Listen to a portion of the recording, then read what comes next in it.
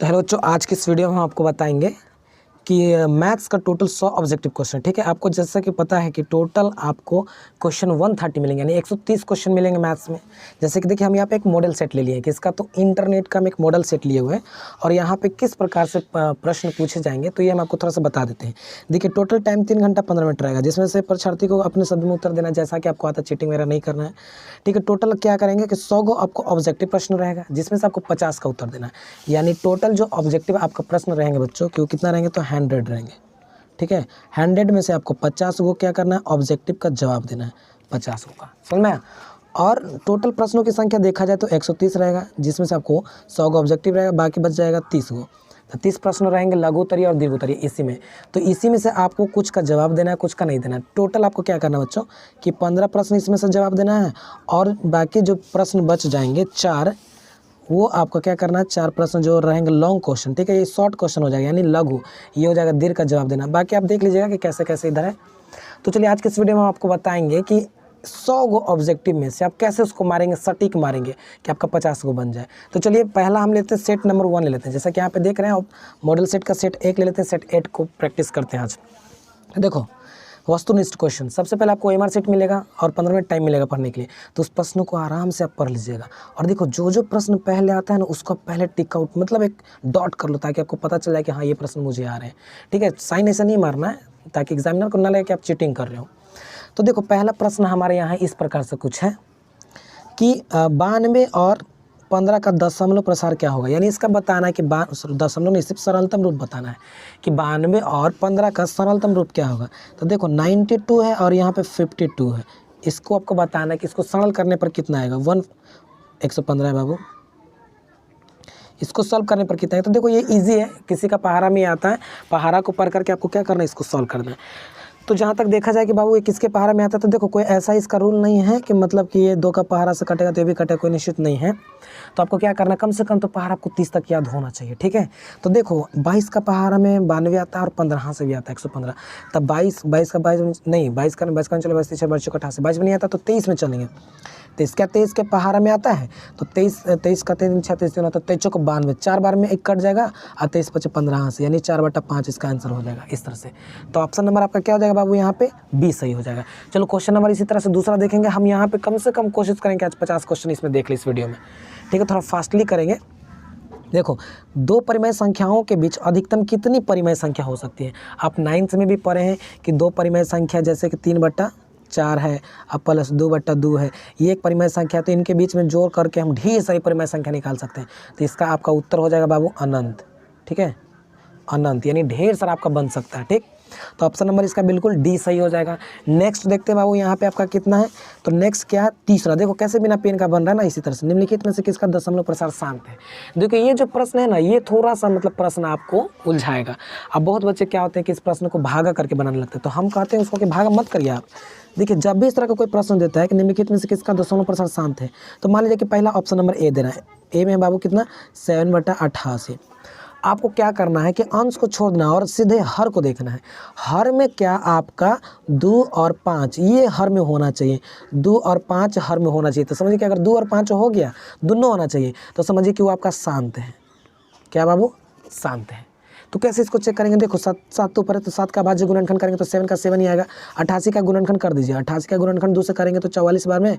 इसी तरह से आपको गुणनखंड कर देना है बाबू। ठीक है, अब नहीं होगा तो 2 गुने 2 गुने 2 गुने 11। तो देखो, 2 के पावर यहाँ तो हम ऐसे लिख सकते हैं, 60/2 के पावर 3 और 11। क्या नीचे 5 आया, 2 तो आ गया। देखो, हम बोले थे कि 2 आना चाहिए, लेकिन 5 आया, तो 5 नहीं आया, तो ये क्या बाबू, अशांत है। ये क्या है, अशांत है आपका। ये क्या है आपका, अशांत है। इतना तो समझ में आ रहा है ना।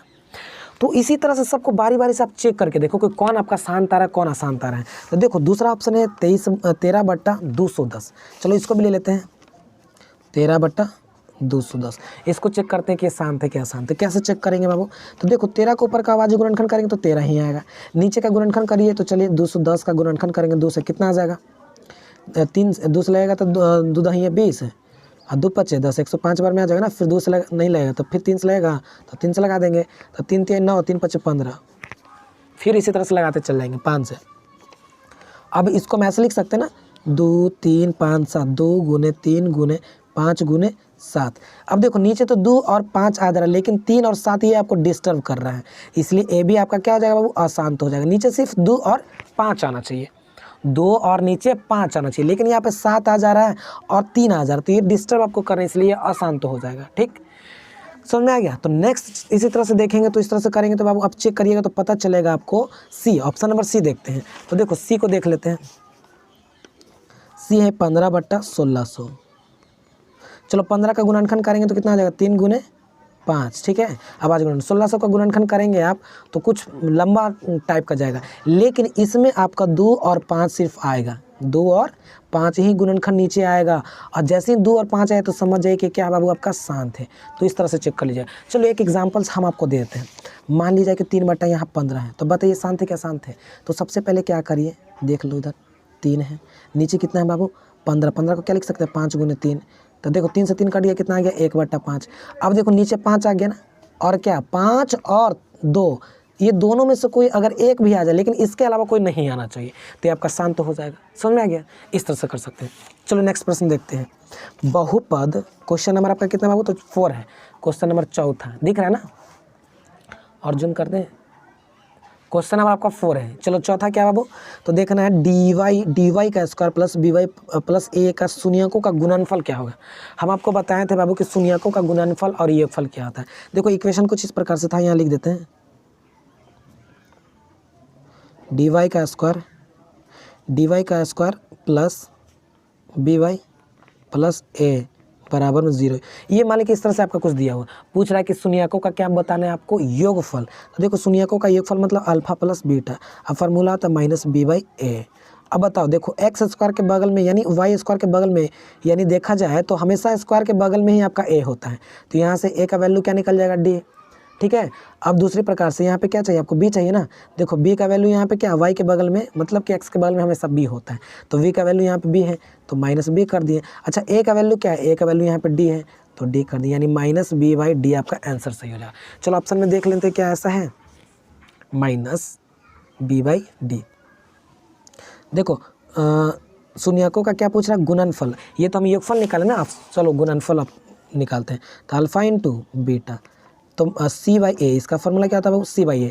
अच्छा c कौन है, तो c अकेले हमेशा रहता है, तो a आपका c हो जाएगा। a कितना है, a का वैल्यू d है ना, तो a/d आपका आंसर होना चाहिए। अब देख लो यहाँ तो सही होना चाहिए। देखो क्वेश्चन नंबर 4, इतना का करेंगे तो गुणनफल कितना हो जाएगा, a/d। तो a/d ऑप्शन नंबर d बिल्कुल सही हो जाएगा। तो इस प्रकार से आप चेक कर सकते हैं ना, समझ में आया। चलो नेक्स्ट प्रश्न को देखते हैं। नेक्स्ट प्रश्न कौन है बाबू आपका, तो √18 परिमेय संख्याओं का गुणांक है। √18 का परिमेयकरण का गुणांक है। देखिए √18 का परिमेयकरण करिएगा तो क्या होगा, परिमेयकरण का मतलब होता है बाबू जो नीचे, जैसे कि मान लीजिए कि हम दे दिए √18, इसका परिमेयकरण पूछा है, तो परिमेयकरण का मतलब कि नीचे कुछ है तो कुछ नहीं, तो एक छिपा लेते, एक का परिमेयकरण मतलब 100 गुना 1 से भागा, तो √18 का करेंगे तो √18 ही आ जाएगा। तो इसलिए ऑप्शन नंबर आपका ए, आपका ऑप्शन नंबर डी ही सही हो जाएगा। ठीक है, परिमेयकरण वही आपका हो जाएगा, यानी ऑप्शन नंबर डी। चलो नेक्स्ट देखते हैं प्रश्न क्या है नेक्स्ट आपका, सबसे छोटी अभाज्य संख्या किसे कहते हैं। तो देखो अभाज्य संख्या जानने से पहले ये जान लो कि अभाज्य संख्या भाज्य संख्या कहते किसे। तो देखो बाबू हम बता देते हैं थोड़ा सा। अभाज्य संख्या, देखो अभाज्य संख्या किसे कहते हैं, वैसी संख्या ना जो एक से कटे और स्वयं से कटे। किससे, एक से कटे और स्वयं से कटे, तो उसको हम क्या बोलेंगे बाबू, अभाज्य संख्या। वैसी संख्या जो एक से कटे और स्वयं से। अच्छा इसको याद कैसे रखेंगे आप, तो देखो अभाज्य, इसको 2 ग्रुप में बांट दो। ठीक है, अभा आधा जय। तो देखो अभा का मतलब हो गया कि एक से कटेगा, जय का मतलब कि स्वयं से, यानी 2 को से एक कटना चाहिए, तो 2 ग्रुप में बांटे मतलब कि 2 को से कटेगा।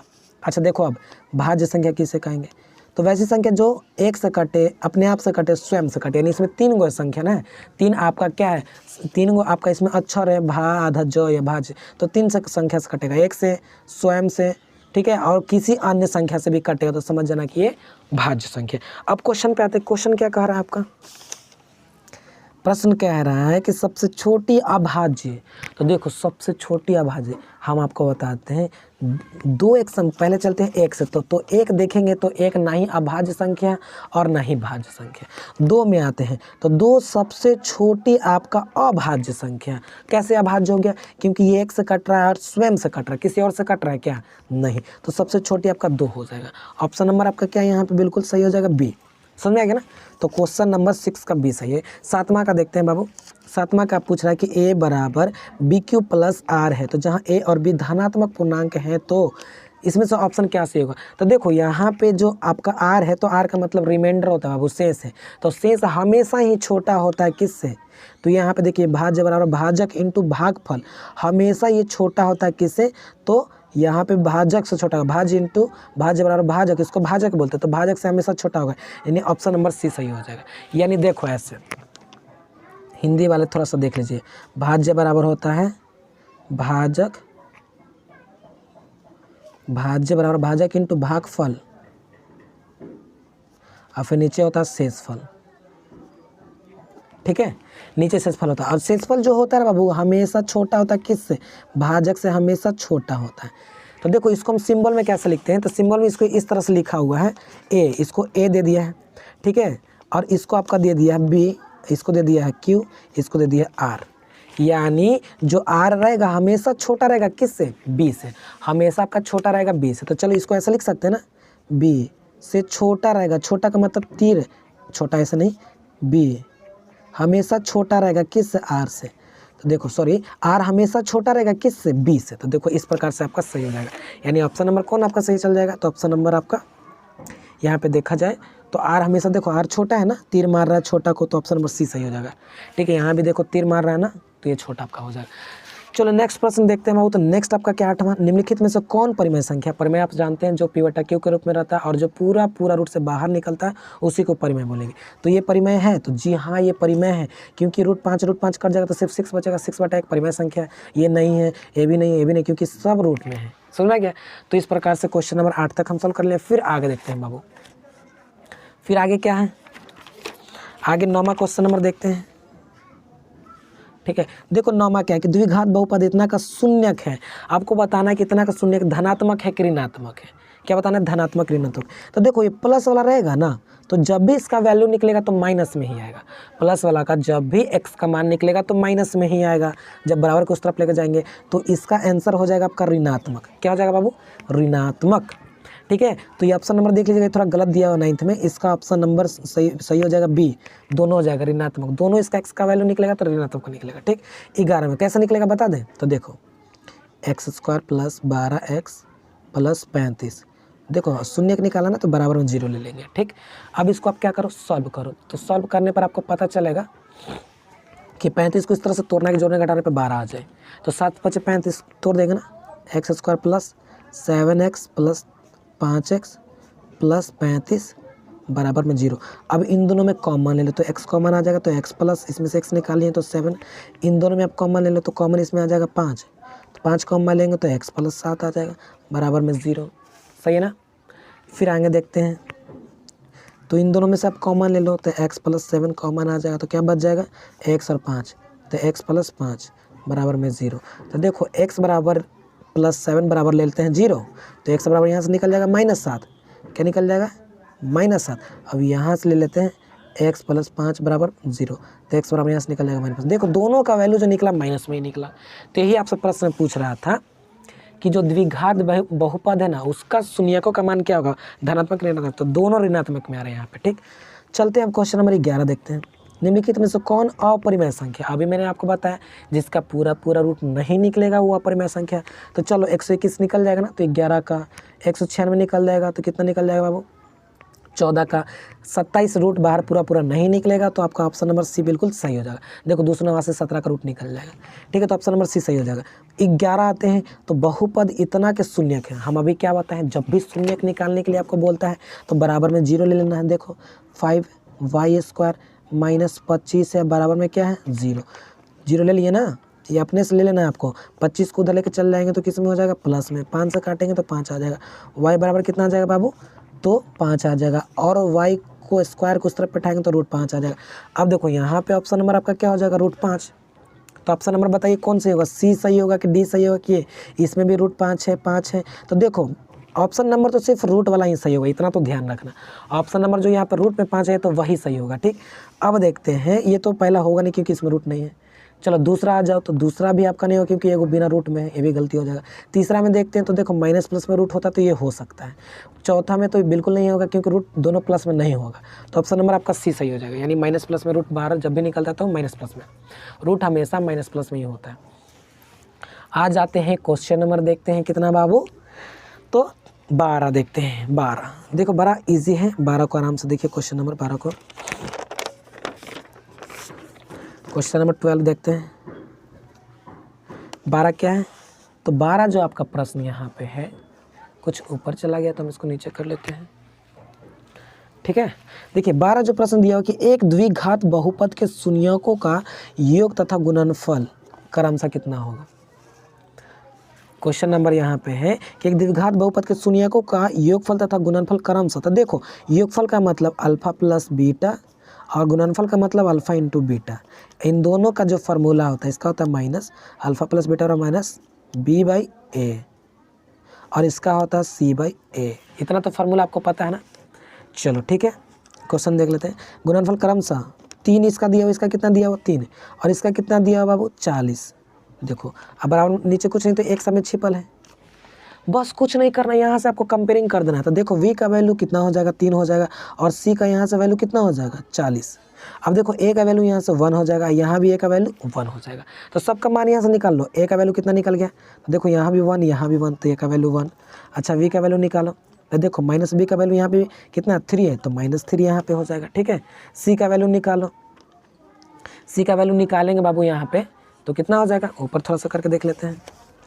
सी का वैल्यू यहाँ पे कितना निकल जाएगा, तो सी का वैल्यू आपका यहाँ से निकल जाएगा 40, तो 40 ले लीजिए।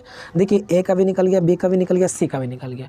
तो जैसे आपका ए बी सी आपका निकल गया है ना, ए बी सी का वैल्यू निकल गया, उसके बाद आप द्विघात समीकरण को लिखे थे। तो सबसे पहले स्ट्रक्चर लिखे। स्ट्रक्चर क्या होता है, a x square plus b x plus c बराबर में 0। अब जहाँ जहाँ ए है उसका वैल्यू डाल दो। ए बी सी का ए का वैल्यू कितना है 1, तो 1 में एक्स स्क्वायर से करेंगे तो सिर्फ एक्स स्क्वायर ही आएगा। देखो बी का वैल्यू कितना है तो -3, तो माइनस पहले से दे दिए 3 कर दिए। एक्स का मान कितना है तो एक्स का एक्स डाल देंगे। सी कितना है 40, तो प्लस में 40 है बराबर में 0। ए आपका निकल गया द्विघात समीकरण। देखो क्वेश्चन ये कुछ बोल रहा था ना कि एक द्विघात बहुपद को शून्यकों का योगफल तथा गुणनफल इतना, तो द्विघात बहुपद है। तो इसमें से कौन है मिला लीजिए बाबू, देख लो कौन हो जाएगा। ऑप्शन नंबर मिला लो, देख लो आपका ये कुछ ऐसा आया है एक्स स्क्वायर माइनस 3x, कहूँ है एक्स स्क्वायर माइनस 3x -40 यहाँ पे, तो ऑप्शन नंबर ये नहीं हो पाएगा। बी में देखो यहाँ पे माइनस यहाँ पे प्लस है, तो यानी ऑप्शन नंबर आपका बी सही हो जाएगा। ओके, तो इस प्रकार से आप कर सकते हो। चलो नेक्स्ट देखते हैं 14 प्रश्न क्या है बाबू, तो यदि बहुपद एक्स स्क्वायर प्लस ए एक्स माइनस बी के शून्यक एक दूसरे के व्युत्क्रम हैं तो b का मान निकालिए। देखो व्युत्क्रम का मतलब होता है जस्ट उल्टा, और जब भी इस तरह का प्रश्न पूछेगा ना व्युत्क्रम, तो आपको क्या करना है, व्युत्क्रम का मतलब कि जितना आएगा उसी का जस्ट उल्टा कर देंगे, तो कट करके कितना आंसर आ जाएगा ए का, यहाँ पे माइनस है तो -1 आ जाएगा। इसका आंसर आपका बी सही हो जाएगा, ठीक है। ओके, नेक्स्ट क्वेश्चन देखेंगे बाबू। नेक्स्ट जो आपका क्वेश्चन है वो आपका क्वेश्चन कितना है, तो क्वेश्चन नंबर है 15 15। तो 15 क्या है, तो 15 कुछ इस प्रकार से है। देखिए 15 क्या क्वेश्चन नंबर कि अर्धवृत्त का कोण होता है। तो आपको पता है कि अर्ध जो वृत्त होता है यानी अर्धवृत्त, अर्ध देखो पूरा वृत्त का कोण हो जाएगा 180 डिग्री का, सॉरी 360 डिग्री का, और आधा करेंगे तो 180 का हो जाएगा। तो अर्धवृत्त का कोण होता है कितना 180। यहाँ पे जो आपका दिया हुआ है ऑप्शन सब गलत दिया हुआ है, तो इसका आंसर आपका हो जाएगा 180 डिग्री, ठीक है। देख लीजिए कुछ मिस्टेक भी आप यहाँ पे सुधारिएगा, देखिएगा, ये नहीं कि आप ये गलती हो जाइएगा। आ जाइए नेक्स्ट क्वेश्चन में। देखिए 16 क्वेश्चन में द्विघात समीकरण ए एक्स स्क्वायर इतना का ए नॉट इक्वल टू 0 है तो वास्तविक मूल नहीं है। यहाँ पे कौन बताना कि वास्तविक नहीं है। देखिए तो यहाँ पे 3 तरह का क्वेश्चन आता है, एक वास्तविक होगा, एक वास्तविक नहीं होगा, एक वास्तविक और असमान होगा। इस तरह से आपके पूछेगा प्रश्न में वो। तो देखो वास्तविक नहीं होगा का मतलब क्या है कि 0 से पूरा छोटा ही होगा, 0 से छोटा होगा। तो ऑप्शन नंबर इसका देखा जाए तो जो विवेचक होता है ना,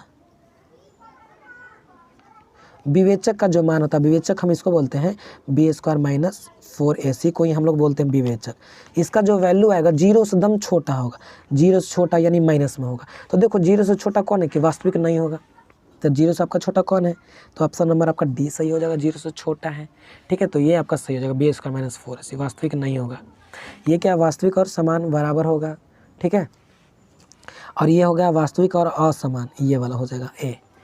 चलो नेक्स्ट देखते हैं 17 क्वेश्चन नंबर कि यदि अल्फा बीटा का समीकरण इतना के मूल हैं तो आपको अल्फा इतना इतना का मान निकालना है। देखिए बड़ा इजी है, आराम से तो 17 आपका क्वेश्चन नंबर यहाँ इस प्रकार से है कि देखो अल्फा और बीटा समीकरण इतना का मूल है तो इतना का आपको वैल्यू निकालना है इसका। तो देखो ये क्वेश्चन को आप घबराइएगा नहीं, सबसे पहले क्या कर लीजिए कि मूलों का योगफल और गुणनफल निकाल लीजिए। तो कैसे निकालेंगे, तो सबसे पहले इस समीकरण को हम लिख लेंगे बाबू, ये जो समीकरण दिया हुआ ना इसको सबसे पहले लिख लेंगे। तो क्या 2x² माइनस x माइनस 6, तो लिख लीजिए 2x²। तो इस प्रश्न को आपको सॉल्व करना है, कैसे करेंगे देखो, सबसे पहले ये जो प्रश्न है तो यहाँ से निकाल लो मूलों का योगफल यानी अल्फा प्लस बीटा निकाल लो। ठीक है, तो चलो निकालो।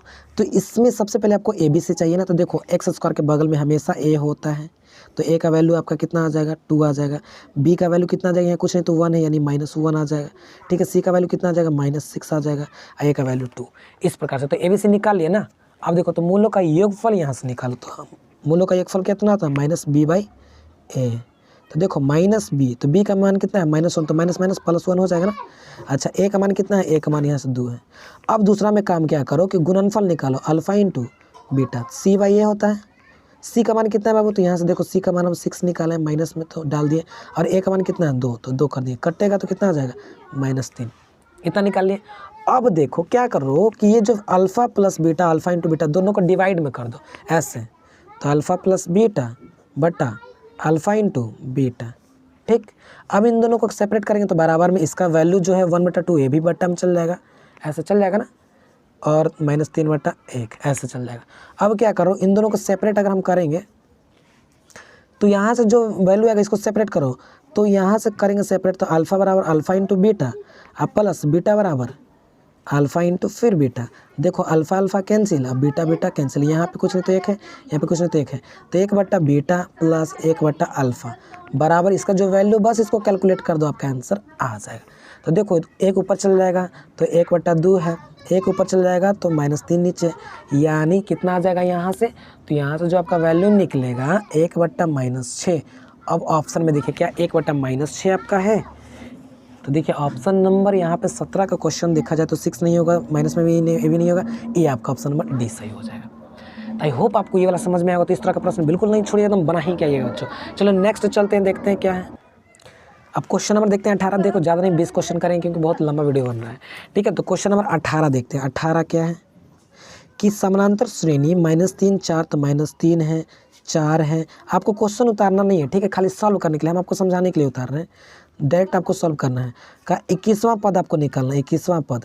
तो देखो जब भी 21वां पद, 20वां पद, 50वां पद करता है ना, तो इसका एक फार्मूला होता है 21वां पद का, यानी कितना निकालना है आपको 21वां पद, यानी टी कितना निकालना है 21, टी 21 निकालना है ना। तो इसका एक फार्मूला आता है a + 20d, यानी मतलब 21 से 1 कम कर देना है 20d। और जैसे मान लीजिए आपको कह देगा 10वां पद तो a + 9d, 8वां पद तो a + 7d, तो इसी तरह से 21 पद का दिया तो a + 20d। अब देखो 20 पद तो ये हो गया, एक ये वाला जुटेगा तो 21 पद हो जाएगा ना, तो इस तरह से निकालेंगे। अब देखो यहाँ से आपका a का वैल्यू दिया हुआ है, आपको d निकालने आता है कॉमन डिफरेंस, तो कैसे निकालते हैं t2 - t1 करके, t2 - t1 फिर t3 - t2। पहले चेक कर लेते हैं कि समीकरण है कि नहीं। ये आपका जो दिया हुआ द्विघात ये जो आपका दिया हुआ है ये नंबर्स, क्या ये समानांतर श्रेणी में है कि नहीं, इसको पहले चेक करते हैं। तो उसके बाद इस फार्मूला से हम क्या निकालते हैं, तो d निकालते हैं। तो चलो निकालो, t2 कितना है बाबू, तो t2 4 है, 4 - t1, t1 कितना है -3, यह कर देंगे तो कितना आ जाएगा माइनस माइनस प्लस ना, तो 4 3 7 निकल जाएगा। फिर धीरे से निकालेंगे तो वही आ जाएगा 7, यानी d का मान कितना निकल गया यहाँ पे 7। चलो फार्मूला पर डाल दो, t21, a का मान कितना है -3 + 20 इंटू d का मान कितना है 7। चलो फटाफट गुना कर दो, 7 दूनी 14, 140 में से 3 घटाएंगे तो 100 कितना हो जाएगा 137 आपका क्या हो जाएगा बाबू, तो आंसर हो जाएगा। अब देखो ये 130 जो 7 आपका आंसर है, क्या ऑप्शन में है 18 में, तो 18 में है क्या, ऑप्शन नंबर डी सही है। अब इसी प्रकार से 19 देखेंगे, 19 क्या है, ठीक है। लेकिन निम्नलिखित में से कौन सा द्विघात समीकरण है। तो देखो द्विघात समीकरण का आप साँचा जानते हैं ना, साँचा का मतलब होता है उसका structure ax² plus bx plus c बराबर 0। अगर इस फॉर्म में कोई भी क्वेश्चन रहा तो ये द्विघात समीकरण में है। तो चलो देख लेते हैं 19 का। तो एक्स क्यू, देखो यहाँ पे क्यू आ गया है और इधर भी आपका क्यू है, तो आई थिंक चेक करना, फिर आगे बढ़ो तो यहाँ से x² यहाँ पे, तो देखो ये जो आपका फॉर्म है ना ये दिख रहा है द्विघात समीकरण। लेकिन यहाँ पे क्या बाबू, x के पावर कुछ ना कुछ आएगा, इसको पावर में तोड़िएगा तो ये तो नहीं हो पाएगा। यहाँ पे देखिए, यहाँ पे भी आपका नहीं होगा क्योंकि इसका एलसीएम लेंगे तो पावर 4 हो जाएगा। तो देखो जो नहीं आता तो उसको छोड़ के आगे बढ़ो, यहाँ करेंगे तो हो जाएगा क्या, हाँ यहाँ भी नहीं हो पाएगा क्योंकि x² कट जाएगा, यानी ऑप्शन नंबर ए आपका सही हो जाएगा। देखो कभी कभी क्या होगा आपको एग्जाम में कि समझ में नहीं आया कि कौन होगा, तो जो नहीं आएगा उसको छोड़ के आगे बढ़ो कि ये नहीं होगा तो ये होगा कि होगा, अगर जो तीनों अगर पता चल गया तो ये अपने आप हो जाएगा। तो इस प्रकार से कर सकते हैं। चलो 20 नंबर देखते हैं। क्वेश्चन नंबर 20 आपका यहाँ पे इस प्रकार से है कि समानांतर श्रेणी 80, 76, 72, 68 का कौन सा पद 0 है, यानी कौन सा पद 0 है आपको ये निकालना है। तो देखो इसको निकालने के लिए सबसे पहले क्या करो कि ABC निकाल लो। ए यहाँ पे कितना हो जाएगा, तो फर्स्ट प्रथम पद कौन है बाबू, 80 है, तो 80 आपका ए हो जाएगा, ठीक है। डी कौन है, तो T2 माइनस T1 करेंगे तो 76 में से घटा दें कितना, T2 माइनस T1, तो T2 कितना है यहाँ पे, तो T2 है आपका 76 माइनस 80, घटा दीजिए, 10 में से 6 घटेगा तो बच जाएगा 4, तो -4 में ना, यानी T का मान -4। अब निकालना है कि कौन सा पद आपका 0 है, यानी Tn का वैल्यू यहाँ पे दे दिया है क्या, 0। Tn का वैल्यू 0 दे दिया है। ये ना पूछ रहा है कि कौन सा पद आपका 0 है, यानी n बताना है कि नंबर ऑफ n, कौन सा पद यहाँ पे 0 है। चलो आ जाओ तो फार्मूला लगाते हैं। तो फार्मूला क्या होता है, Tn बराबर होता है a plus n minus 1 into D. तो Tn कितना बाबू 0, a का मान कितना है, a का मान कितना निकालें आप 80, तो 80 डाल दो, प्लस n का मान कितना है, n का मान आपको निकालना है वही ना, पद निकालना है। अच्छा d का मान कितना है, तो -4 है, कैलकुलेट कर दो इसको, 0। अब 80 तो 80 छोड़ दिए, अब n को 4 से इतना से गुना करेंगे तो -4n हो जाएगा, कितना हो जाएगा, -4, ठीक है, -4n, आप माइनस माइनस +4 इतना हो जाएगा। अब यहाँ से क्या करेंगे हम, 4 को इधर लेके चलेंगे तो 4n प्लस में हो जाएगा, और 80 में से 4 जोड़ेंगे तो 84, इसको काटेंगे तो कितना बार में n का मान हो जाएगा, 4 दूनी 8, 4 कम 4, 21वां पद, यानी n का मान कितना आ गया बाबू, 21।